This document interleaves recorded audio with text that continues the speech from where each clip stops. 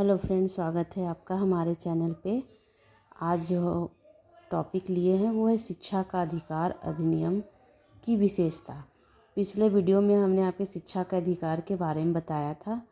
ये अधिनियम है, इस अधिनियम की क्या विशेषता है उसके बारे में आज जानेंगे। पहला है 6 से 14 वर्ष तक की उम्र के सभी बच्चों को निःशुल्क व अनिवार्य प्राथमिक शिक्षा पाने का अधिकार होगा। दूसरा, 6 से 14 वर्ष तक के लगभग 22 करोड़ बच्चों में से 92 लाख यानी 4.6% अभी स्कूल नहीं जा पाते हैं, जिनकी शिक्षा के लिए 1.71 लाख करोड़ रुपए की 5 वर्ष में ज़रूरत होगी, जिसमें 25,000 करोड़ रुपए वित्त आयोग राज्य को देगा। 6 से 14 वर्ष की आयु वर्ग के अशिक्षित और विद्यालयों में शिक्षा प्राप्त नहीं कर रहे बालकों को चिन्हित करने का कार्य स्थानीय विद्यालय की प्रबंध समिति अथवा स्थानीय निकायों द्वारा किया जाएगा। स्थानीय निकाय ही बालकों के चिन्हांकन के लिए परिवार स्तर पर सर्वेक्षण आयोजन करेगा। इस प्रकार के सर्वेक्षण नियमित रूप से आयोजित किए जाएंगे। इससे प्राथमिक शिक्षा से वंचित बालकों का चिन्हीकरण करने में मदद मिलेगी। निजी क्षेत्र के प्रत्येक विद्यालय में 2% स्थान कमजोर वर्ग के विद्यार्थियों के लिए आरक्षित किए जा सकेंगे और उनमें वही शुल्क लिया जाएगा जो सरकारी विद्यालयों के समकक्ष छात्राओं से लिया जाता है। कहने का ये था कि 6 से 14 वर्ष तक की उम्र के सभी बच्चों को निःशुल्क व अनिवार्य प्राथमिक शिक्षा पाने का अधिकार होगा। इसमें 6 से 14 वर्ष की आयु के वर्ग के अशिक्षित विद्यालयों में शिक्षा प्राप्त नहीं कर रहे बालकों को चिन्हित करने का कार्य स्थानीय विद्यालय को प्रबंध समिति अथवा स्थानीय निकायों द्वारा किया जाएगा। स्थानीय निकाय के बालक के चिन्हांकन के लिए परिवार स्तर पर सर्वेक्षण आयोजित करेगा। इस प्रकार के सर्वेक्षण नियमित रूप से आयोजित किए जाएंगे।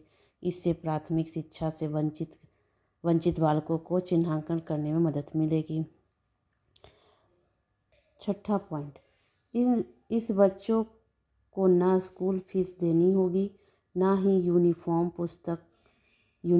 पुस्तकों, ट्रांसपोर्टेशन या मिड डे मील जैसी चीज़ों पर खर्चा करना होगा। कहने के मतलब इस तरह के बच्चों को ना ही स्कूल फीस देनी होगी, ना कोई यूनिफॉर्म के पैसे लगेंगे, ना पुस्तक के पैसे लेंगे, ना ट्रांसपोर्टेशन चार्ज लगेगा, ना ही मिड डे मील जैसी चीज़ों पर खर्चा करना होगा।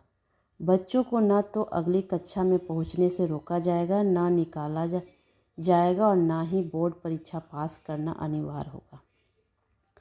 इसमें बच्चों को ना ही अगले कक्षा में अगर कोई बच्चा अगर फेल कर जाता है तो भी उसे रोका नहीं जाएगा और ना ही उसे कोई बोर्ड परीक्षा पास करना अनिवार्य होगा। 8वां पॉइंट, कोई स्कूल बच्चों को प्रवेश देने से इनकार नहीं करेगा। कोई भी स्कूल जो भी हो या वो बच्चों को प्रवेश के लिए इनकार नहीं करेगा। सभी निजी स्कूलों में पहली कक्षा में नामांकन के दौरान कमज़ोर वर्ग के बच्चों के लिए 25% सीटें आरक्षित होगी। कोई भी निजी स्कूल में पहली कक्षा में जो नामांकन के दौरान कमज़ोर वर्ग के जो बच्चे होंगे उसके लिए 25% सीट आरक्षित होगी। सभी राज्य सरकार व स्थानीय निकायों के लिए यह अनिवार्य होगा कि उनके इलाके का हर बच्चा स्कूल जाए।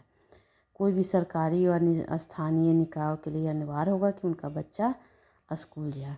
जिन स्कूलों का इंफ्रास्ट्रक्चर ठीक नहीं है उन्हें 3 वर्ष के अंदर दुरुस्त कराना होगा, वरना मान्यता समाप्त कर दी जाएगी। जिस भी स्कूल का इंफ्रास्ट्रक्चर अगर ठीक नहीं होगा उसको तुरंत ठीक करवाना होगा, नहीं तो उसकी मान्यता रद्द कर दी जाएगी। इस कानून को लागू करने पर आने वाले खर्च को केंद्र व राज्य सरकार मिलकर उठाएगी। इस कानून को जो लागू करने में खर्चा आएगा उसका जो खर्चा है वो राज्य सरकार और केंद्र सरकार दोनों मिलकर उठाएगी। इस आयु वर्ग के किसी भी बालक को आयु प्रमाण पत्र के अभाव में प्राथमिक शिक्षा पूर्ण होने तक विद्यालय से निष्कासित नहीं किया जाएगा। शिक्षा में परिमाणवत्ता वृद्धि के साथ साथ बालकों को गुणवत्ता युक्त शिक्षा प्रदान की जाएगी। इस दिशा में निम्नलिखित प्रयास किए गए हैं: योग्यताधारी शिक्षकों की भर्ती, प्रभावी पाठ्य सामग्री का विकास, विद्यालय में उपयुक्त आधारभूत सुविधाओं का विकास, शिक्षकों को सम्यक प्रशिक्षण दिए जाने की व्यवस्था। कहने का मतलब है कि शिक्षा को परिमाणात्मक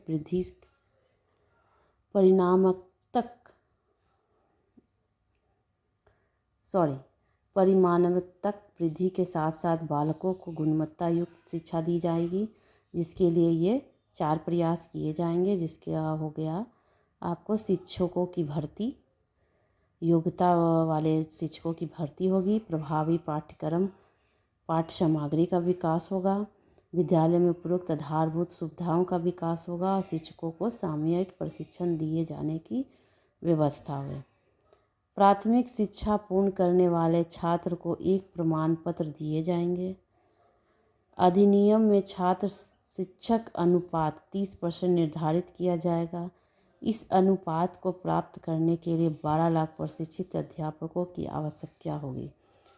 अधिनियम में जो यह अधिनियम है, इसमें छात्र शिक्षक अनुपात 30% निर्धारित किया गया है। इस अनुपात को प्राप्त करने के लिए 12 लाख प्रशिक्षित अध्यापक की आवश्यकता होगी। केंद्रीय सरकार द्वारा ही शिक्षण प्रशिक्षण के मापदंड निर्धारित किए जाएंगे। विद्यालय पाठ्यक्रम के निर्माण व मूल्यांकन प्रक्रिया की और विशेष ध्यान दिए जाएंगे। पाठ्य सामग्री की विषय वस्तु का निर्माण इस प्रकार किया जाएगा कि बालक में नैतिक मूल्यों का विकास किया जा सके। इस प्रकार की शिक्षण प्रणाली के माध्यम से बालक के शारीरिक विकास की ओर भी पर्याप्त ध्यान दिया जाएगा।